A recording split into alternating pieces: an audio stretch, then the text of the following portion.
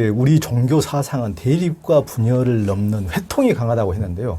그렇게 보는 이유가 무엇입니까? 지금 보면은 이제 우리나라 사상을 보면 중국 불교만 봐도 중국은 종파불교거든요. 13개 종파불교고 중국에서 생긴 게 천태종, 화엄종, 선종이 중국에서 생긴 겁니다. 그 나머지는 전부 인도에 있던 게 왔고 그 각자에 대해서 이렇게 막 굉장히 이제 발전을 했죠. 근데 우리나라에 들어오면서 이게 이 종파불교적인 성격이 강력하게 두드러지지 않아요. 우리나라로 들어오면 이게 원흉회통합니다. 그래서 항상 우리나라에 나오는 정해, 쌍수, 선교, 겸수 이런 식으로 항상 우리가 이런 사상적인 부분이 나타나고 그리고 우리나라 절에 가보면 그냥 딱 드러나는 것이 그냥 뭐 화엄종 절이라고 해서 비로자나불 모셔놓고 화엄경만 보는 게 아니고 선종 사찰이라고 해서 뭐 참선만 하고 아무것도 안 하는 게 아니고 우리는 이게 다 이제 원흉하게 이제 회통돼 있단 말이죠. 부석사 가면은 화엄종찰인데 안에 부처님 아미타 부처님 계시고 옆에 가면 선빵 있고 예불할 때는 연불하고 이렇게 다 돼 있잖아요. 이게 원흉회통이라고 하는 정신, 이게 무예의 화엄 정신인데 이것들이 이제 선과 교마저도 이게 이제 그냥 하나로 뭉쳐지는 이런 형태가 돼 있고 유불선도 하나로 회통되는 그런 양상이 있습니다. 그러고 보면 이제 우리나라에 또 대가라고 하는 분들은 항상 회통하게 대가였어요. 원효대사가 회통하게 대가였고 그다음에 최치원 선생이 이 난낭비 서문 보면 그렇죠. 삼교 포함 삼교 이렇게 딱 유불선이 하나로 회통되어 있고 그 이후에도 뭐 많은 분들 보조국사도 선교 회통이고 그 이후에 이 조선에 넘어와서도 이제 허응당 보우 같은 분도 회통이에요. 그 전에 하모득통 스님 같은 경우도 회통론자였고 서산대사 같은 경우도 성가기감만 알지만 삼가기감 있잖아요. 도가기감, 유가기감 있고 그 근현대로 넘어와도 경원 스님도 장자를 얼마나 많이 보셨습니까? 탄원 스님 회통했고 그러니까 우리가 통불교, 회통불교라고 그러는데 원효대사 정도만 있지 뭐 그걸 그 한국적 특색이라 할 수 있느냐 하지만 아닙니다. 굉장히 많은 분들이 회통의 대가이셨고 그 다음에 이제 이런 전통이 있기 때문에 우리나라에는 모든 것이 일단 받아들이는 거죠. 왜냐하면 우리가 어떤 특색만 강력하게 주장한다 그러면 배척했을 겁니다. 근데 뭐든지 들어와서 한국적인 형태로 만들어 나가는 힘이 그 회통의 힘이 있다. 그래서 이제 이런 걸 섭수를 잘하는 것 같아요. 한국 사람들이. 그래서 뭐든지 일단 받아보자. 뭔데? 한번 가져와 봐라. 그러고 난 다음에 우리의 방식대로 설명하고 하는 이런 방식이 분명히 있어서 지금 전 세계가 뭔가 굉장히 이제 이 학통이 융복합적인 형태로 나갈 때 한국인들이 더더군다나 이제 두각을 나타낼 수 있는 거 아닌가 이런 생각이 듭니다. 예.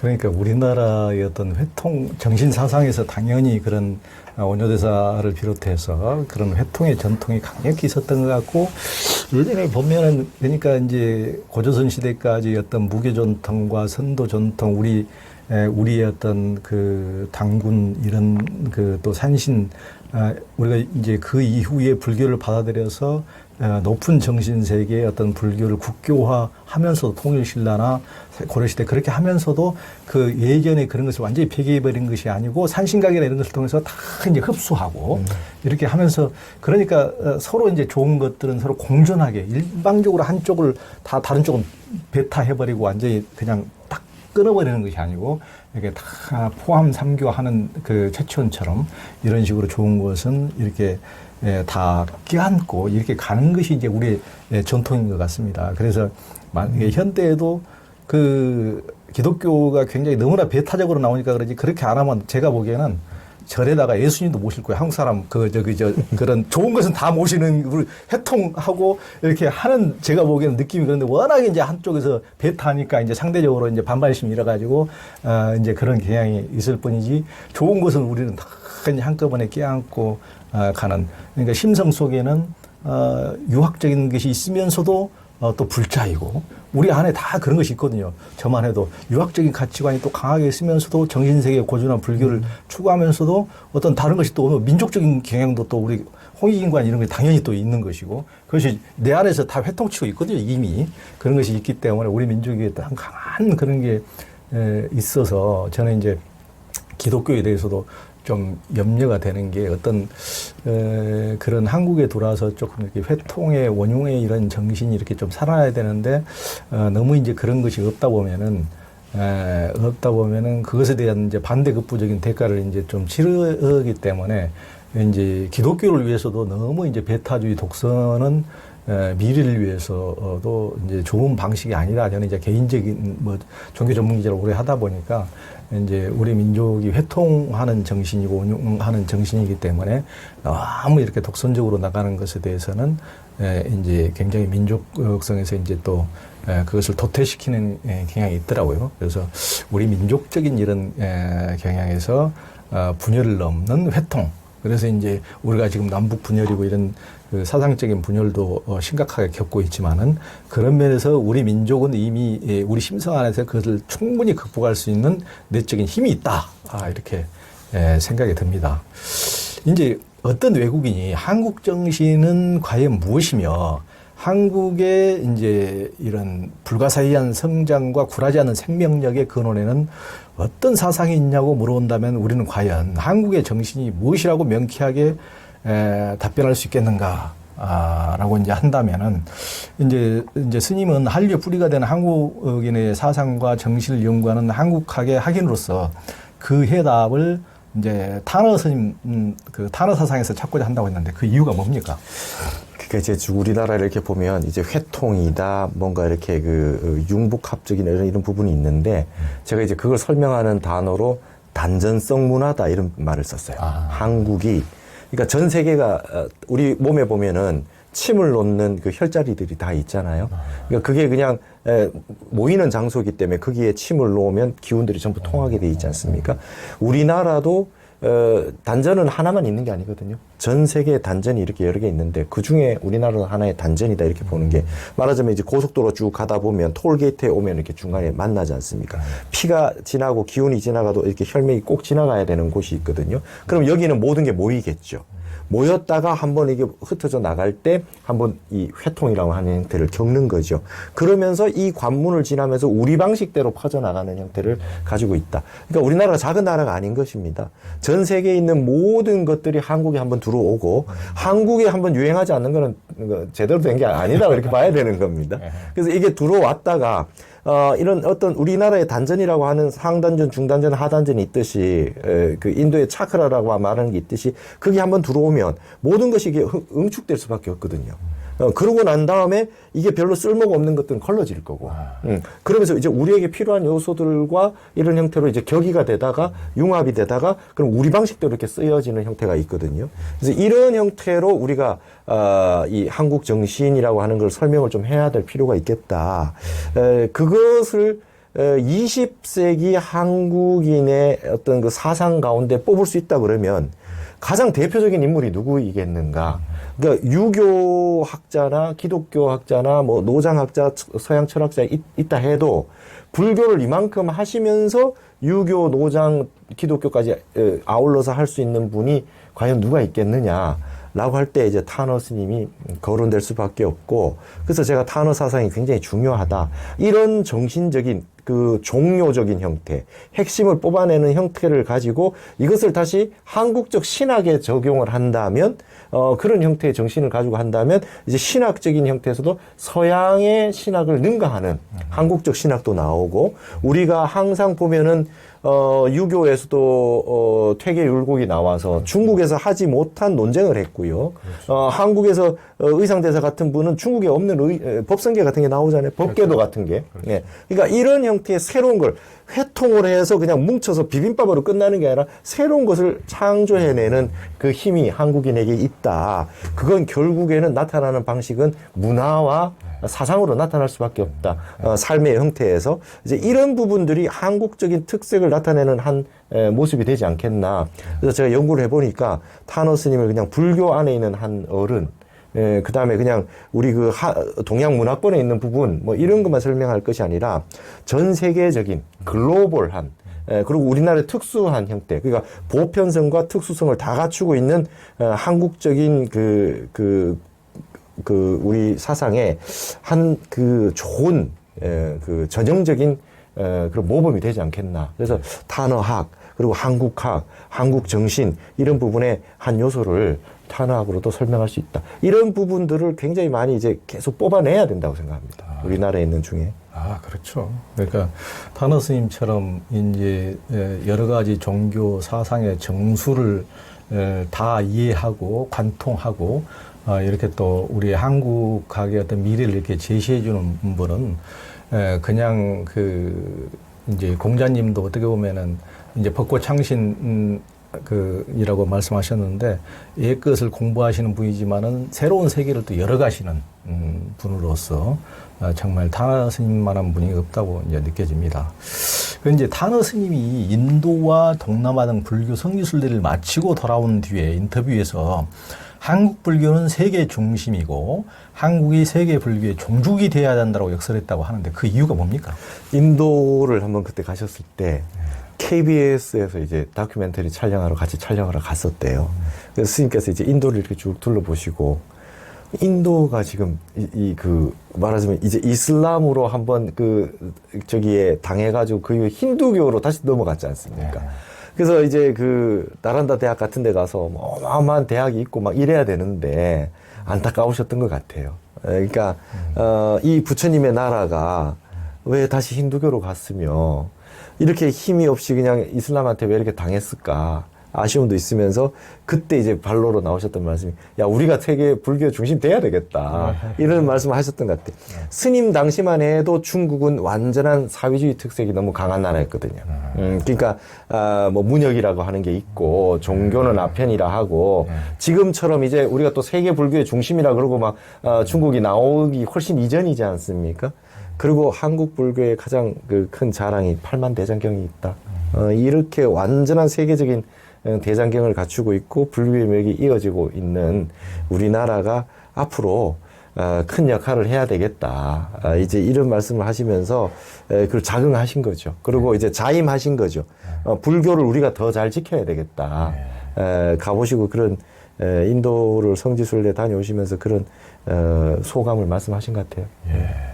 그래서 저도 이제 다른 나라 이제 불교 이게 3대 불교 권역이 있는데 티베트 불교 영역이 있고 남방 불교 이제 우리가 소승이라고 부르는 상자 불교, 테라와타 불교권이 있고 대승 불교권이 있는데 이제 어떻게 보면 이제 다 가봤다면 이제 다 가보고 또 이제 달라이라마 전자님도 뵙고 틱략한 스님도 인터뷰도 이제 하고 이제 이렇게 다 해보고 이제 서구의 어떤 불교 지도자들도 이제 뵙고 이제 하기도 하고 인터뷰도 하고 이제 많이 했는데 왠지 뭐 달라이라마 전자님 같은 경우 뭐 하여튼 티베트 불교도 교학도 훌륭하고 그분이 이제 해가하신 어떤 언행이라든가 이렇게 이끌어 주시는 것은 뭐 참 대단한 경지고 참 인류의 축복이라고 생각하고 이제 틱략한 스님도 정말 이제 현대적 의미로 이제 불교를 잘 해주시고 이렇게 또 남방 불교도 참 여박하게 이빠사나 같은 그 수행자들 보면은 이제 참 좋고 하는데 그렇게 보면은 이제 개별적으로 떼놓고 보면은 어떻게 보면은 뭐 한국 불교가 좀 미숙한 듯한 느낌도 있지만은 전체적인 총론을 이렇게 보자면은 제가 보기에는 활발한 어떤 그 기운 이전의 기운 겉에 보이는 건 이전의 어떤 기운이 한국 불교가 제일 나아요. 제가 내 느낌에는 어떤 활발한 기상에 뭔가 있어. 이게 이제 한국학에 대해서 이제 좀 여쭤보도록 하겠는데요. 세계 많은 나라들이 자기 나라를 세상의 중심으로 인식하고 있는 것을 옴파르스 신드롬이라고 하는데요. 우리나라도 고대엔 천선호식이 강했는데 그 이후 사대주의, 특히 지식인들의 사대주의로 인해서 주체의식과 자존감을 많이 잃은 것으로 보이는데 실상이 어떻습니까? 이게 이제 옴파로스 신드롬이라는 게 이게 옴파로스라는 게 이게 세계의 배꼽이라는 뜻이에요. 그렇죠. 그래서 어느 나라마다 다 있어요. 지중해 우리가 중심이라는 뜻이고 일본 우리가 뭐 태양의 근본이다. 중국 세상의 중심이다. 다 자기가 중심이라 그래요. 다 아폴론 신전에 이 돌이 하나 이렇게 있거든요. 그래서 이 델포이 박물관에 가면 이게 돌이 있어요. 여기가 중심이야. 뭐 이렇게 해놨어요. 근데 제가 봤을 때는 한국도 세계 중심이에요.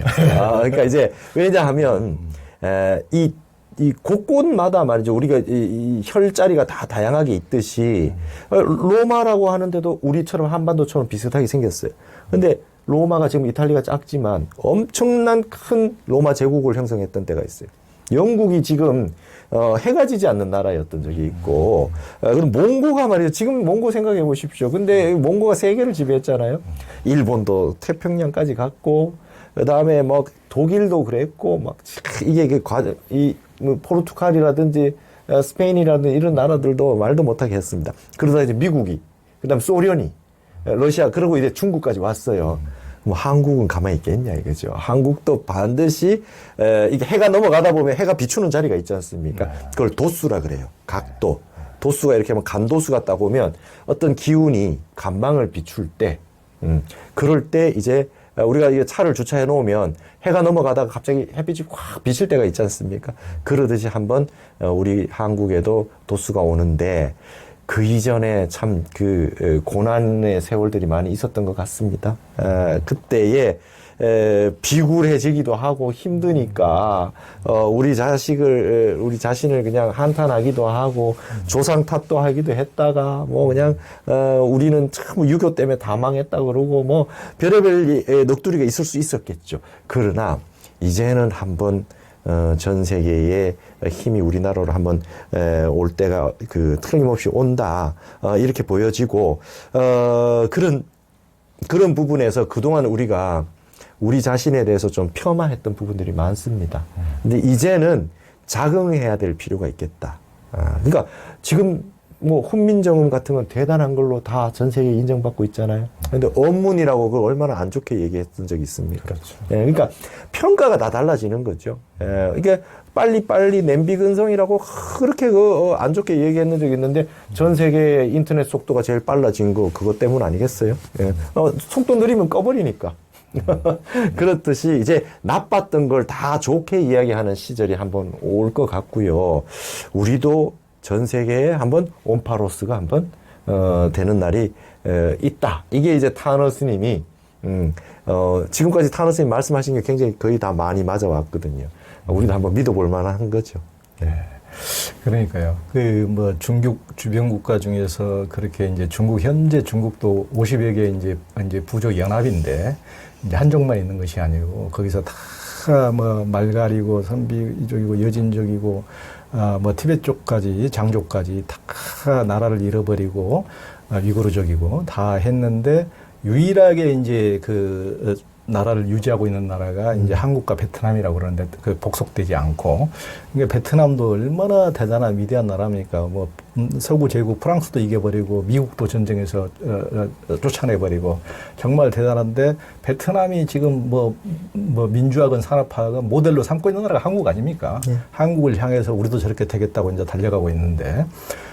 이제 한국이라는 나라가 우리 스스로가 그렇게 무시할 수 있는 나라가 아닌 거죠. 그러니까 우리가 그리고 이제 불교적으로 보면은 객관세계라는 것은 존재하지 않고 우리가 전부 다 내게 비친 세상이고 우주고 다 주관 아닙니까? 그러니까 자기의 주관을 제대로 딱 잡고 세상을 향해 가야지. 자기의 주관이 잃어버린 민족이라는 게 있을 수가 없는 것이고, 자기 주관이 없었으면 우리 민족이 이 정도로 역사를 벌써 망해도 수백 번 더 망해도 다 골백 번은 망할 나라였죠. 그렇지만은 어떤 주관과 주체성을 유지해왔기 때문에 지금까지 유지해 왔겠죠. 그런데 너무 현대에 와서 이렇게까지 잘 되고 있는데도 주체성을 못 찾는다? 말이 안 되는 거죠. 네. 맞습니다. 네. 한국의 사상, 철학, 종교 문화는 이제 세상 사상, 철학, 종교 문화를 결론을 짓는다고 했는데 그렇게 보는 까닭은 뭡니까? 우리나라 한국인들이 이제 글 쓰는 방식들이 이렇게 막 주저주저리 쓰지 않습니다. 그리고 굉장히 핵심적인 것들을 많이 써요. 그래서 보면은 제가 이제 그거를 비교하는 게 유교, 불교 둘 다 그러하다. 그래서 원효 대사는 전부 종요를 씁니다. 그렇죠. 요약을 써요. 근데 이 원효 대사하고 비슷한 분이 유교에는, 불교에 원효가 있다면 유교에는 율곡이 있어요. 성학, 집요. 그렇죠. 한 권의 책으로 요자를 씁니다. 한 권의 책으로 유교의 모든 걸 핵심 요약을 해요. 그 다음에 이제 그 의상대사는 말이죠. 그림 하나, 법궤도 그림 하나에 딱 시를 하나 딱 지어가지고 화엄경 전체를 예, 1승 법궤도로 딱 요약을 했잖아요. 그게 이제 유교에 보면 태계 선생이 성학십도 그림 10장 딱 그려가지고 딱 해준단 말이죠. 그러니까 이런 어떤 핵심을 요약을 딱 하는 형태. 그러니까 이제 이 성학십도 같은 것도 외국인들이 영어로 번역해서 난리 났어요. 그러니까 그거 일본으로 넘어갔을 때요. 일본의 그 학자들이 야 이제 성리학 이해가 좀 된다 그랬어요. 그거 보고. 그러니까 이제 그것도 실제로 뭐 되게 뭐 크게 회심의 역작 이런 거가 아닌 게 율곡이 선조가 어린데 임금이 딱 됐거든요. 그러니까 태계 선생한테 서울에 좀 계셔주세요. 그러니까 나는 몸도 안 좋고 뭐 정치도 잘 못하게 그냥 내려갈란다. 그러니까 율곡이 끝까지 계셔달라 그래요. 정치는 우리가 할게요. 그냥 계셔만 주세요. 이렇게 했는데 결국 내려가셔가지고 나이 어린 선조 임금을 두고 이렇게 하실 수 있습니까? 그러니까 알았다. 그러고 그림 10장 그려준 거예요. 그래가지고 병풍으로 놓고 왕이 바쁘니까 이 그림만 열심히 공부하면 성리학의 핵심이 여기 다 있다. 그리고 이제 그러니까 율곡은 이제 성학 지별하는 그런 핵심은 요약해서 책 한 권으로 엑기스 메모리판으로 그죠? 핵심을 딱 해서 해준 거죠. 그러니까 이러한 역량이 그렇게 핵심을 요약하려고 그러면 굉장한 지성이거든요. 이게 엄청난 정신 능력이 있어야 되니까 우리나라에서 나오는 많은 부분들이 이러한 부분에서 굉장히 뛰어나신 거죠. 그래서 이렇게 이제 그 핵심을 요약하는 그 어떤 결론적 특징, 이런 것들을 우리가 볼 수 있고, 이거는 이제 방대한 것들을 핵심으로 요약하는 형태들. 그래서 이런 부분이 앞으로 이제 그 굉장히 그 한국인의 문화 양상으로 발전할 수 있죠. 예를 들어서 우리나라의 지금 젊은 이 K컬처라고 하는 것들이 사실은 춤추고 하는 게 마이클 잭슨 같은 형태에서 온 거 아니겠어요? 그러나 그걸 어떻게 한국적으로 만들어 가지고 이 모든 이 서구 문명의 어떤 그런 현대적인 그런 문화 예술들을 한번 또 배우는 과정이 있죠. 그러나 우리 걸로 어떻게 만들어서 재창조해서 핵심을 뽑아서 우리 걸로 돌려서 다시 보여주느냐. 이런 부분들의 핵심 요약과 그다음에 새로운 창작, 창조 이런 능력이 한국인에게 굉장히 있는 그런 저게 아니겠네. 그래서 원효와 의상, 퇴계와 율곡이 유교와 불교에서의 어떤 결론적 특징이라고 한다면 이제 한국인이 보여줘야 될 것은 이제 우리 젊은 청년 정신이 세상의 모든 어떤 그 시대 정신을 창조해낼 수 있는 그런 형태로 어떤 게 나올지 굉장히 기대가 큽니다. 그러니까 그 다양한 종교가 이렇게 한 좁은 땅에 이렇게 다 들어온 나라는 한국밖에 없다고 그러는데요. 하여튼 세계 주요 종교가 이렇게 불교도 여기까지 들어와서 하여튼 원효대사부터 지금까지도 그 안거 때마다 수천 명이 이렇게 3개월씩 이렇게 쫙 앉아서 이렇게 참선을 하시고 이런 열기를 보이고 이렇게 하는 데는 전 세계 한국 불교밖에 없고, 유교도 무슨 중국에서 그렇게 했다 그러지만은 한국만큼 어떤 한 국가를 어떤 성리학의 기조로서 500년을 유지한 그걸로서 제대로 어떤 문치를 연 나라는 조선밖에 없고, 이 사상적으로도 태계와 이에 와서 중국 어떤 사상가 이상으로 어떤 최종 결론에 어떤 사상적 결론에 도달을 했고, 기독교도 보면은 이제 서양에서 중세니 뭐니 그렇게 오랫동안 했지만은 암흑시대고 그 이후에 기독교를 열었다 그러지만은 이제 천주교도 그러면 한국에 와서 이렇게 교황청에서도 와보면은 한국에 카톨릭 보면 깜짝 놀란다고 그러는데, 이렇게 열정과 이런 식으로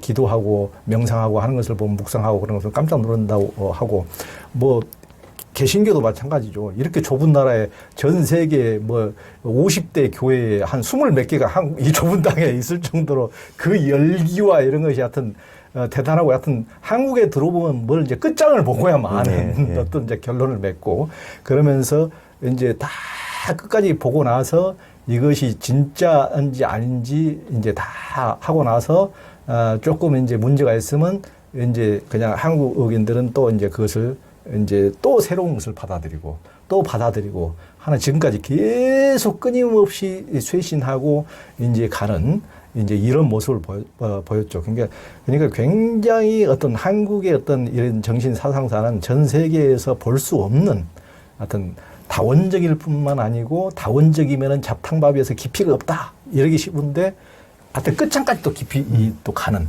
어떤 독특한 하여튼 이런 것을 참 보여주고 있는 독특한 나라가 아닐 수가 없습니다.